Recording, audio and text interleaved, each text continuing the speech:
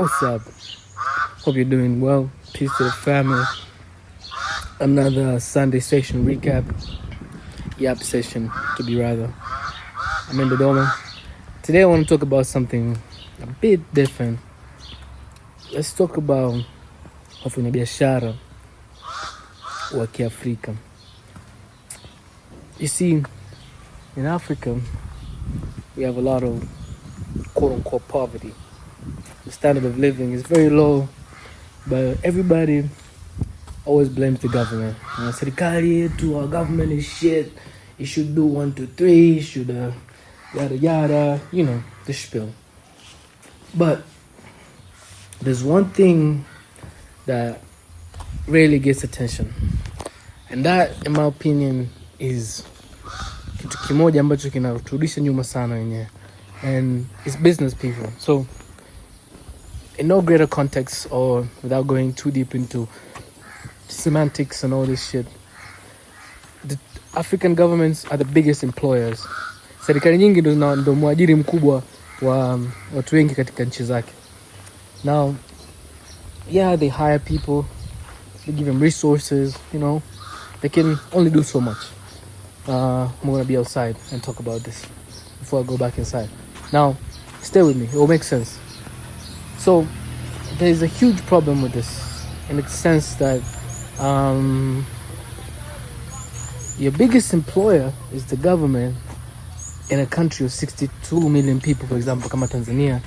But you can't really depend on one person since it's the president of that country, to hire everybody, to make sure everything is okay. And you have all this like problems, kuna rushwa, kuna corruption, na vitu vingi.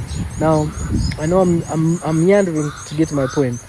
Point yangu kubwa ni kwamba wafanyabiashara wengi, a lot of rich Africans, they're actually part of the bigger problem and why Africa is still very poor.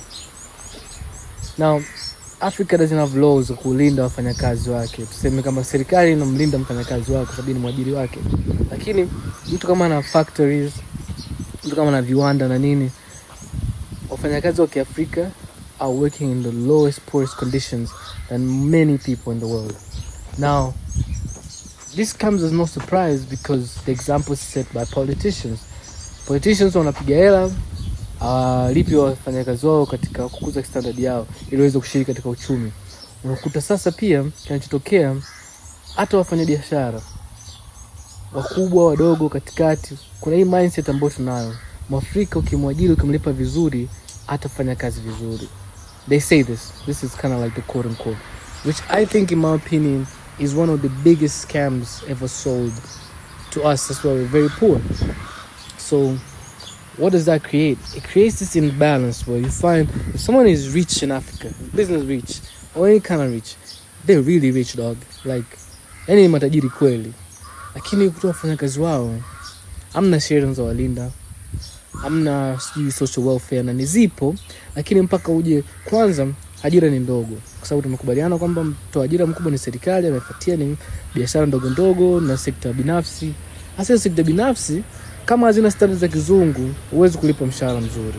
Unakuta wewe unaishi maisha ambayo uchumi wenu ukikua katika nchi yote, una mji, city centers, big cities, and then you have towns and then villages and it goes like that.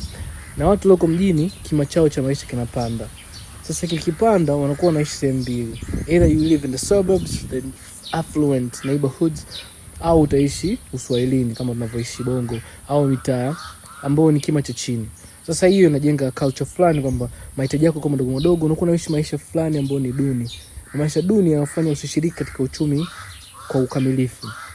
Na ukishiriki kikamilifu, unakuta sector unazofanya, service industries, ndio zinapata hela kubwa. Consultations, like accounting, doctors, maybe some, not all of them, private sectors. Some get paid well. What else? A lot of like soft skills ambazo ziko in high demand. Kwa sababu gani? Hela nyingi kubwa ndoka kwa mzungu, na kwa investors. Sasa hawa wanakuja na ujuaji mwingi. So ile ujuaji mwingi unafanya unalipwa vizuri. Hasa watu wa chini hawashirikishwi kwa sababu wewe culture yako haikulindi wewe ushiriki katika uchumi katika standard fulani. Sasa if you don't put a standard in how people participate and you give them skill set to know how they can participate and incentive mechanism katika kushirikishaji wao ili waweze kujikwamua kiuchumi, inatengeneza kitu kimoja ambacho it's an imbalance. So you are caught between two lifestyles. You either become affluent in a sense of you participate in the economy at the higher level of like service industry kama kimbelembele, yani uishi kizunguzungu, maisha yani kazini kwenu unaona maisha fulani zinakulinda, una bima, una nini, unaweza kusave hela, unaondoka na $3 million, $5 million, like that's like $2,000.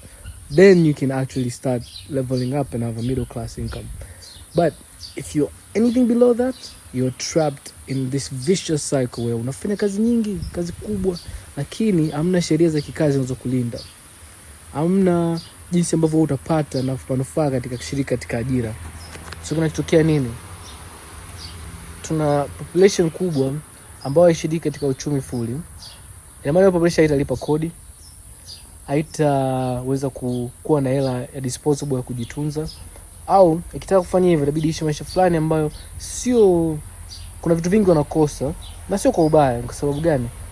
Maisha tulionayo sasa hivi 2025 yako exposed sana, because mimi kuwa exposed ni kitu kidogo sana. Nafungua simu yangu, naangalia watu jinga kama mimi wanaongea sana, umeona, naangalia TikTok, naangalia YouTube, naangalia nini, naona kumbe watu wanaishi hivi. Kingia Instagram, kumbe watu wana whip hivi, kumbe watu wanafanya hivi, kumbe wanafanya hivi. Lakini maisha yangu ya ukweli hawezi kuniruhusu kufanya hivi.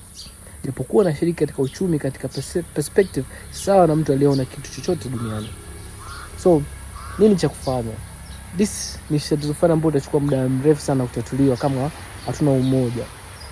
So umoja unakujaje? Umoja unakuja kwa namna moja, sababu utajiri hawezi kukubali kutoa hela yake kirahisi. Ameshawekewa mifumo kwamba kumbe tunapiga hivi, lazima ataendelea kupiga hivi. Na sisi kwa sababu tuna umoja ni kwamba mimi nikija hapa nasema na kazi nataka niwaajiri watu 10, hapo amekuja tu 500 nataka ajira. Nikisema mimi nataka ajira wote, hasa wewe nakupa 500,000, ni kazi ya $5,000,000, mimi nakwambia nakupa 500,000, kachukua wenzako 6 uje nao. Amna hao kati hao atasema bro sisi wote tutaki mpaka tupe hela na utakiwe. Hawezi kukubali. Kwa sababu gani? Hawana ujuzi sawa, hawana uwezo sawa, hamna kipimo sawa, na hakuna ujuaji sawa. So kinachotokea ni kwamba tunagawanywa wenyewe kwa sababu ya mahitaji na uhitaji wa kujikwamua kiuchumi, kwa sababu kila mtu anataka kupata anavyoweza kupata. Sasa ile scarcity mentality ndio inayojengewa, lakini scarcity inakuja wapi? Ipo katika kushiriki tu, haipo katika kila kitu.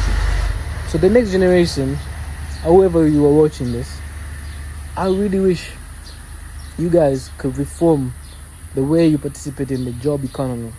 In a sense kwamba ajira nyingi zitabadilika, maendeleo yanazidi kuwa, ajira zako zitapungua, na kuendelea ni kutumia watu wachache kufanya kazi ile moja. Sasa mkiwa hamna umoja, mkiwa hamna jinsi ya kutengeneza sekta fulani kwamba bana sisi kiwango chetu hiki, walimu tulipo hivi, watu huduma hii tulipo hivi, tufanye hivi, fanye hivi na hivi na hivi, unashindwa kutengeneza watu ambao wanaweza kuwa na viwango sawa. So unabadilishaje viwango? Unabadilisha kiwango cha kwanza, unabidi uweke standard ya maisha, standard ya kuja ujuzi. Bana ukiweza kufanya ujuzi huu, ukawa na qualification hizi, ukawa certified, lazima ulipo hivi. Hivyo vitu vipo. Lakini sasa matajiri wengi Afrika ni chanzo kubwa cha kuleta umaskini, kwa sababu wanawazuia wenzao kupata vitu vya 100%. So I would say this, man, let's not just blame the government. Tusialaumu tu serikali, tuangalie jamii zetu, tamaduni zetu na culture yetu ya maendeleo inakuaje.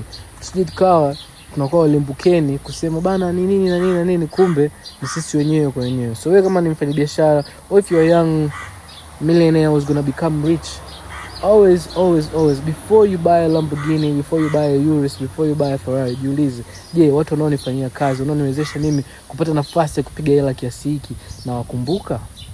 Sababu utumwa ni kutumikisha wenzako kupata kiwango kikubwa na unajua unawalaza. Tusilaliane. Lengo langu nimepata, I think as a conviction to say, even for myself, because I know even I will be tested. If I make money like that and I know I can get away with cheap labor, I will opt out for cheap labor. But at what expense am I getting cheap labor? If I can innovate and pata efficiency na nini, kama ukiweza kushiriki na wenzako kaweza kukwamua kiuchumi, walipe vizuri, wawezeshe na nyinyi washiriki vizuri, ili wote tukitoka tumetoka wote. Anyway, this is a long one, but peace to the family. Stay blessed. Whoever is gonna watch this, wherever you do, remember, blessings are for everybody. The more you give, the more you receive. And peace out. Lock in, gang.